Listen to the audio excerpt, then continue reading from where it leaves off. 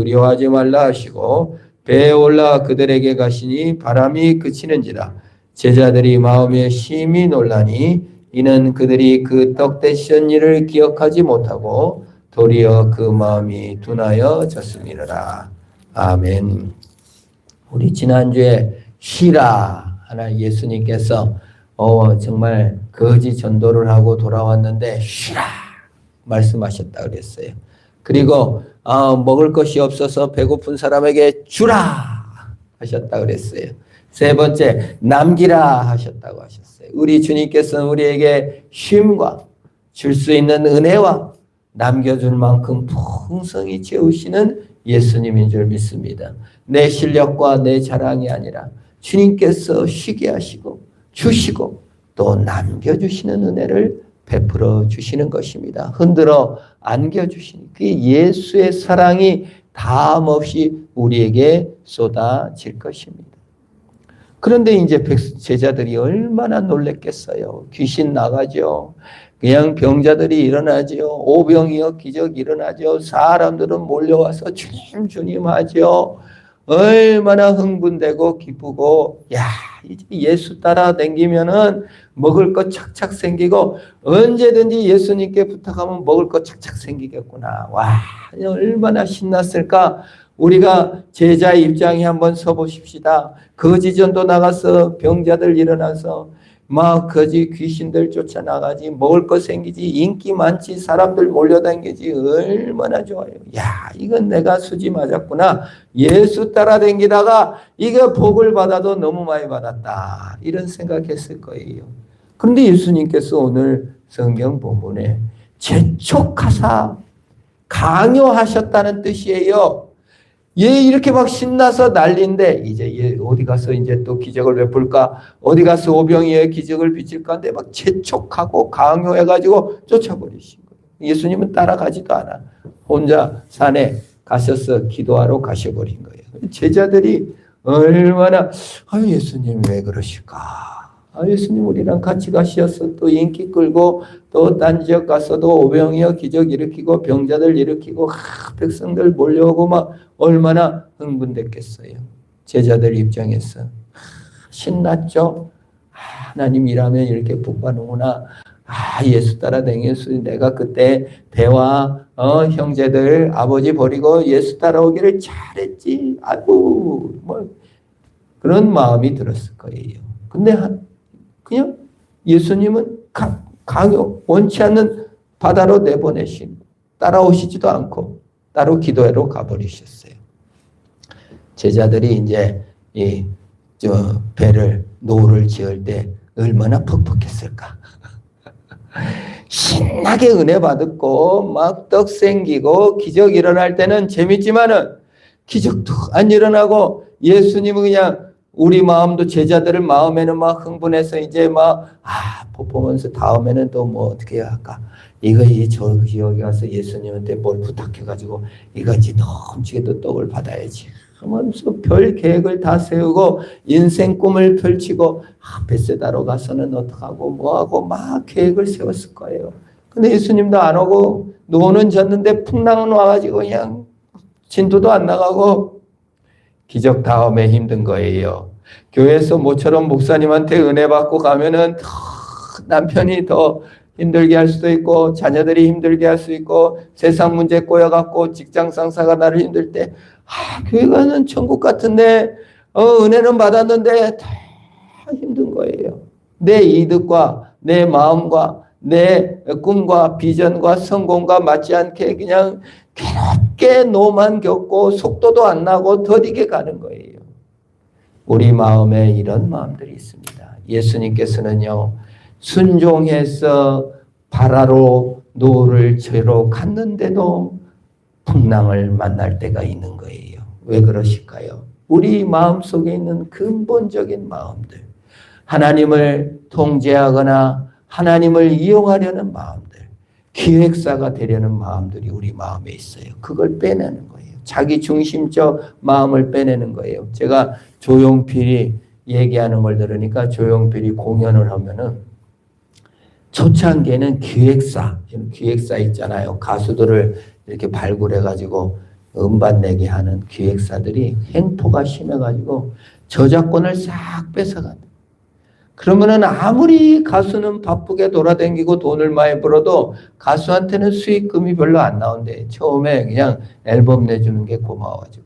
근데 조용필 같은 대가수도 기획사의 횡포로 말미암아 저작권을 몇 개 기획사한테 넘어간 노래가 있대요. 유명한 노래. 그래서 공연을 하면은 조용필도 그 노래를 자기 노래인데도 못 부른대요. 잠실 운동장이 어디고 못 부른대. 그래서 그 매니저가 인터뷰하는 걸 들으니까 조용필이 공연을 하면은 반드시 뭐 100곡을 불렀어도 노래방에 간대. 왜 가냐 그랬더니 그 공연에서 그 저작권 넘어가 가지고 못 부른 자기 노래를 아주 목이 터져라고 부르고 나온다는 거예요.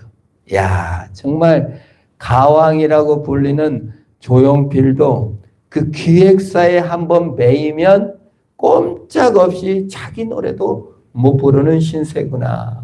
요즘 연예인들, 가수들, 이런 기획사와 그 가수들 간의 분쟁을 우리 많이 보잖아요. 저는 이거를 신앙적인 관점에서 볼 때 우리 인간의 기본적인 마음은요, 예수님은 퍼포먼스 대상자, 기적 행하시고 멋지게 일하시고, 나는 기획자, 예수님 떡 만들어 주세요. 예수님 이거 빨리 병자 고쳐주세요. 예수님 나 성공하게 해주세요. 이렇게 인간이 기획하려고 하고, 퍼포먼스는 예수님께 부탁하는, 내가 조르고 졸르고 오르고 달래서 내 그 일을 위해서 일해주는 자로 삼으려는 마음이 있어요.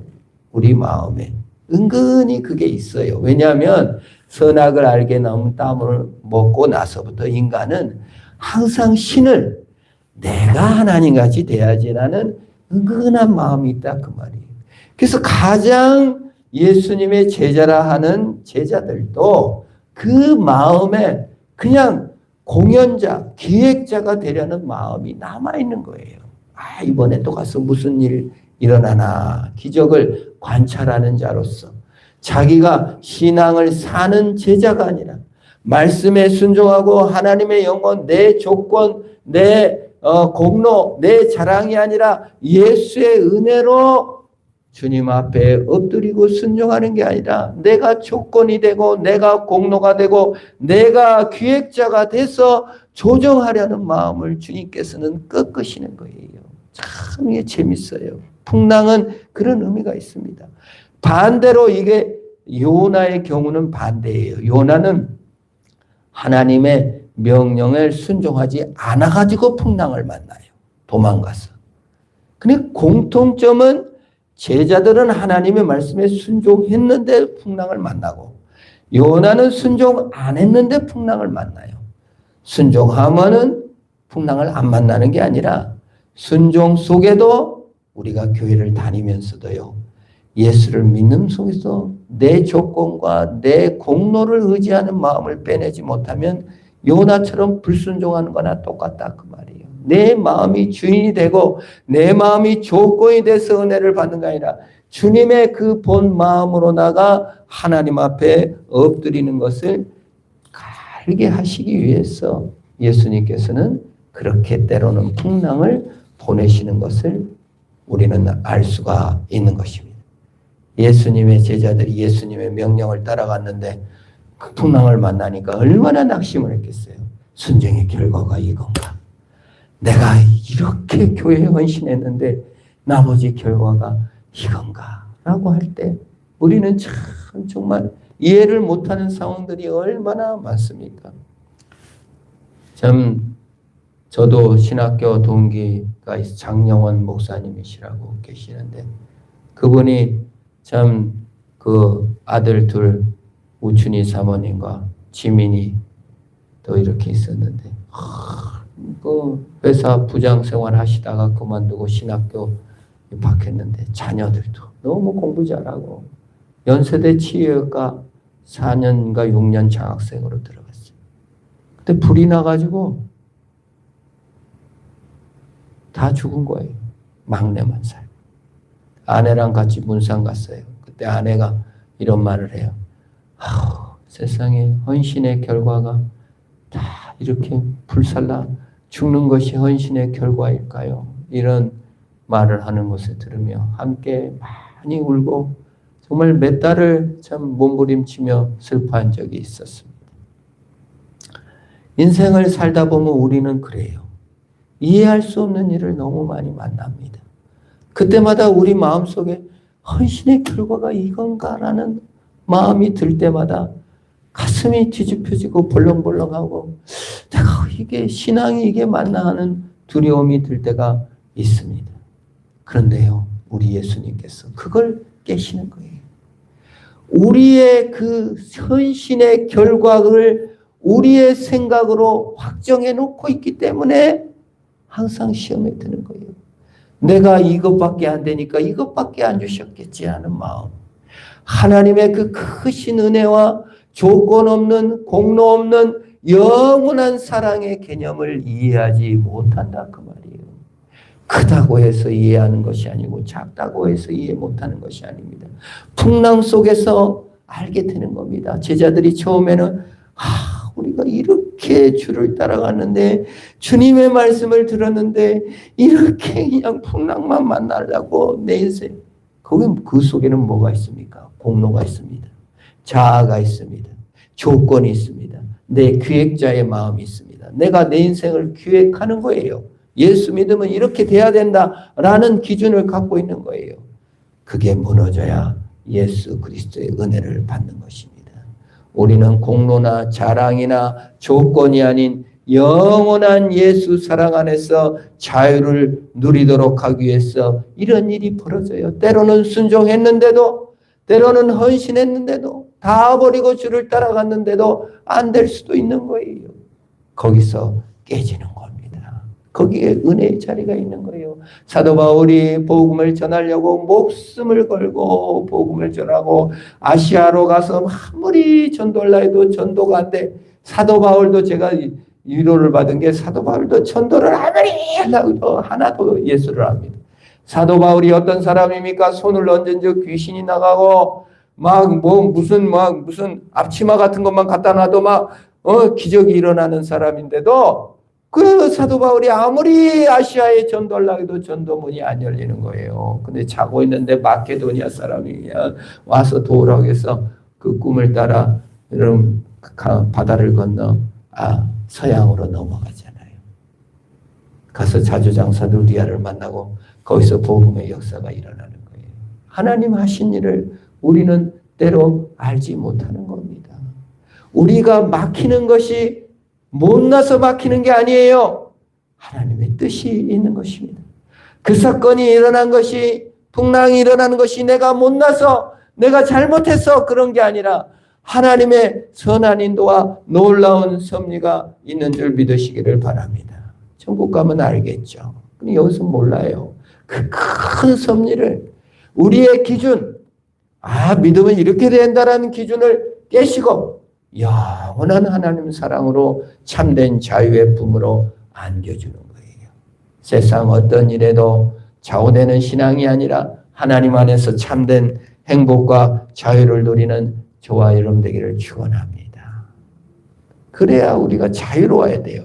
환난이나 고난에 그냥 그대로 이렇게 하나님께 했는데 이렇게밖에 못하시냐. 이게 보상입니까? 거기에는 자아가 있고 조건이 있고 공로가 있어요. 자아, 조건과 공로가 안 깨지면 영원히 은혜를 받지 못해요. 그걸로 천국을 어떻게 갑니까? 그걸로 어떻게 은혜 생활을 누립니까? 자아와 조건과 공로가 깨지고 예수 사랑만 남는 것이 신앙인 것입니다. 그걸 깨는 거예요. 요나서를 보면은요, 요나도 그게 깨져요. 조건. 이스라엘이 복 받아야 된다. 이방인은 벌 받아도 된다. 우리 예수 믿는 사람이 잘 돼야지. 어찌 이방 그 니느웨 사람들이 저 죽일 놈들이 살아남냐. 그걸 용납을 못해요. 그냥 성질 내서 죽겠다고 덤비고 차라리 죽겠습니다. 그게 인간이다 그 말이에요. 요나를 깨뜨리셔야 예수의 은혜가 나타나시고 내가 깨져야 그리스도의 복주심이 나타나는 거예요. 그래서 요나의 비유밖에는 전할 것이 없다. 기적을 보여주세요. 그랬더니 이적을 보여주세요. 그랬더니 예수님 뭐라고 말합니까? 내가 요나의 이적밖에는 너에게 볼 것이 없다. 풍랑 앞에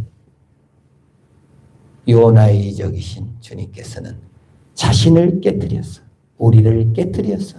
우리의 조건과 공로와 자랑을 깨뜨리셔서 영원한 은혜를 바라보게 하시고 결국 예수 그리스도 자신마저 깨셔서 죽이시고 십자가에서 죽으심으로 우리에게 영원한 생을 안겨 주시는 은혜가 바로 이 풍랑 앞에 선 인생들입니다. 그러므로 우리의 인생들에게 우연한 일은 없습니다. 필연적으로 일어난 일입니다. 그리고 하나님의 섭리와 다스림으로 역사하시는 것이에요. 그래서 이제 예수님께서 곧 밤새 조금밖에 못 간 새벽 3시쯤 밤 4경에 이제 갑니다. 갔더니 근데 예수님께서 참 재밌어요. 48절에 보면 바다 위로 그들에게 오사 지나가시려고 했대요.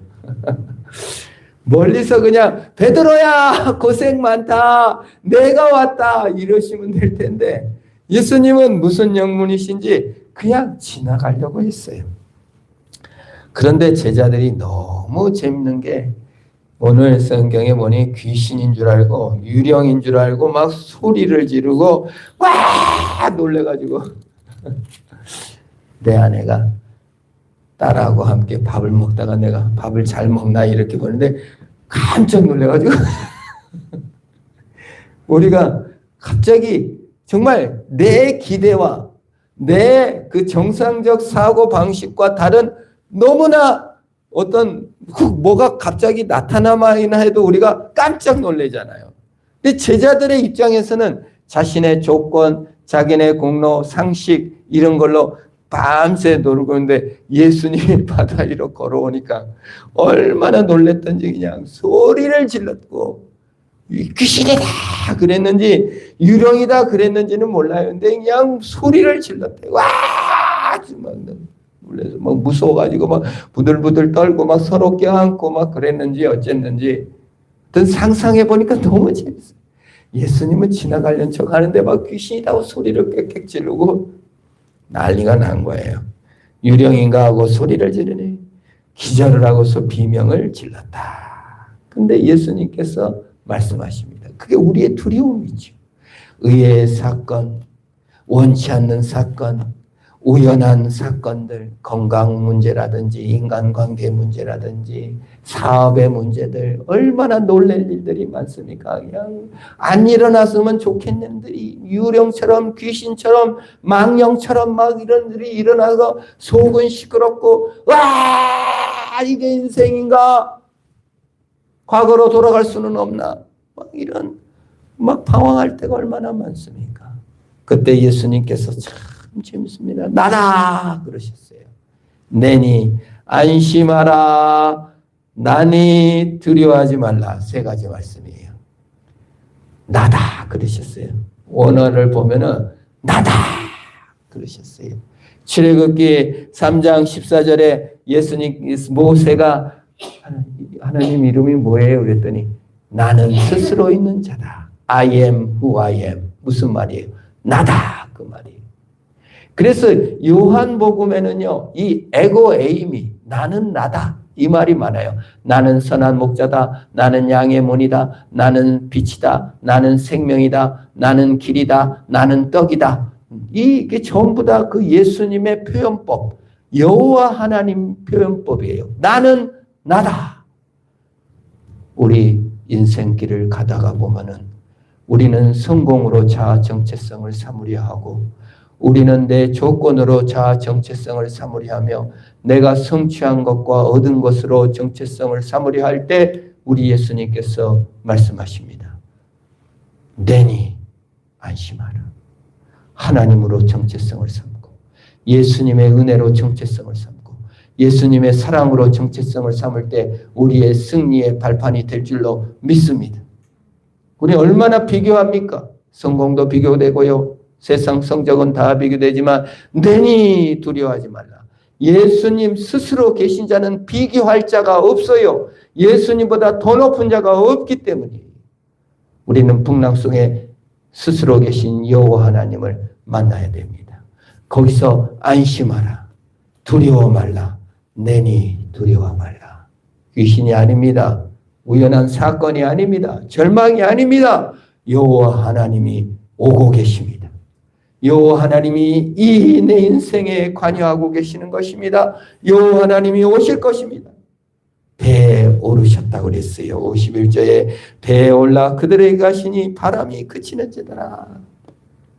그러면 우리가 어떻게 해야 돼요? 그 다음 대목이 할렐루야 찬송을 부르고 기뻐했다. 그래야 될 것 같아요. 그걸 기대가 돼요. 야, 이제 내니 안심하고 두려워 말라. 배에 싹 탔더니 풍랑이 잔잔해졌더라. 그럼 제자들이 와 찬송을 불렀더라. 기도를 드렸더라. 감사를 드렸더라. 이렇게 했으면 딱 좋았을 것인데 아주 52절에 재미있는 말이 있어요. 그들이 떡대짓는 일을 깨닫지 못하고 도리어 그 마음이 둔하여 졌더라. 얼마나 재밌는지 몰라요. 역설이지. 마음이 둔하여졌다는 것은요, 영어 성경에는 하드, 우리가 딱딱하다는 뜻이죠. 완악해졌다. 그 말이 마음이 완악하고 폐역한 족소가 구약 성경에도 늘 마음이 그냥 고집스러워지고 깨닫지를 못하고 알지를 못하다. 근데 떡 대신 일을 깨닫지 못했다. 하나님께서 조건과 공로와 자랑과 성적과 그 어떤 거에 상관없이 그리스도께서 초자연적으로 섭리 가운데 은혜를 베푸시는 것을 잊어버리고 내 조건, 내 상식 속에, 내 옹졸함 속에, 내 자아 속에, 내 상식 속에 완전히 매몰돼가지고 죽기 살기로 노만졌고 앉아있는 거예요. 그래서 마음이 둔해지는 거예요. 여러분, 우연이 아닙니다. 내가 잘나서도 아닙니다. 못나서도 아닙니다. 하나님의 위대하신 계획과 섭리 가운데 나를 영원의 품으로 인도하시려고 그 사건과 그 조건과 그 마음을 주신 거예요. 그렇게 인도하신 거예요. 그걸 나로만 있어서 마음이 쫄아지고 소심해지고 옹졸해지고 고집스러워져서 자기를 학대하거나 남을 정죄하기가 쉽다 그 말이에요. 거기서 나와야 돼요. 요나가 니느웨 백성들을 옹졸하게 죽이고 싶어갖고 구경 삼아 언제 죽이나 하고 쳐다보니까 하나님이 답답해서 그 고집스러운 마음을 꺾으시려고 얼마나 설득하십니까? 오늘도 우리 하나님께서는 우리에게 오셔서 우리의 옹졸한 마음과 억울한 마음과 답답한 마음을 다 녹이시고 하나는 은혜로 우리를 초대하셔 주시는 것입니다. 제자들도 그럴진데 우리는 얼마나 더 풍랑 가운데서 두려워하고 떨며 조건 없는 자신, 연약한 자신, 은혜는 옛날에 한번 받은 것 같은데 내가 부족해서 또 은혜를 안 주시나 얼마나 옹졸해지고 답답해지고 둔하여지고 완악해지는 우리 마음을 내려놓고 우리 영원하신 예수님 내니 안심하라 두려워하지 말라는 주님 품으로 나아가야 될 줄로 믿습니다. 예수님은 지나가시려 할 때 믿음이 있었다면 어서 오세요 예수님 이렇게 영접할 수는 없었을까?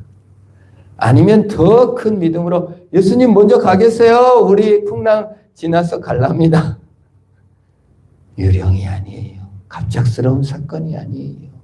주님의 사랑으로 제자들에게 찾아오시는 발걸음입니다.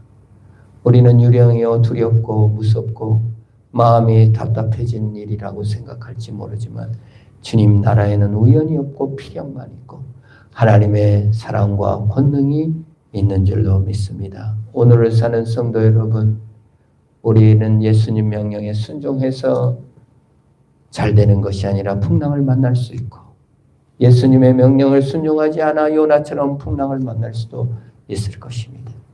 우리의 조건과 우리의 자랑과 우리의 상상이 둔하여지지 않고 예수님의 초대에 응답하여 우연한 일이 없고 하나님의 섭리와 통치 가운데 일이 일어나구나. 주님, 내 자랑, 내 성공 다 내려놓고 주님 은혜에 붙듭니다 하고 십자가로 나아가 승리하는 저와 여러분 되기를 축원합니다. 우리 합심으로 한번 기도합시다. 주님, 나로 예수 십자가 붙들게 하시고 이 풍랑 많은 세상에서 그리스도를 아는 자 되게 하시고, 혹여 나를 학대하거나 혹여 둔하여지지 않고 마음을 열고 예수 영접하며 그리스도를 따라가는 내가 되게 하옵소서. 우리 합심으로 기도합니다. 오 하나님 아버지, 그렇습니다. 우리 마음이 강팍해지거나 완악해지거나 둔하거나 미련하고 고집스럽거나 우리의 상식 속에서만을 주님을 파악하는 자들이 아니라 예수 그리스도의 은혜 아래 들어가 믿음으로 담대히 주를 영접하게 하소서. 어서 오십시오. 예수님 기다렸습니다. 주님, 내 상식을 뛰어넘어 내 절망을 뛰어넘어 이 풍랑을 뛰어넘어 위대하게 풍랑을 잠잠케 하실 여호와 하나님, 스스로 계신 하나님, 풍족히 채우시는 주를 만나게 하시고 주로 승리하는 우리가 다 되도록 복 주시고 함께하여 주시고 은혜 내려 주시옵소서. 예수님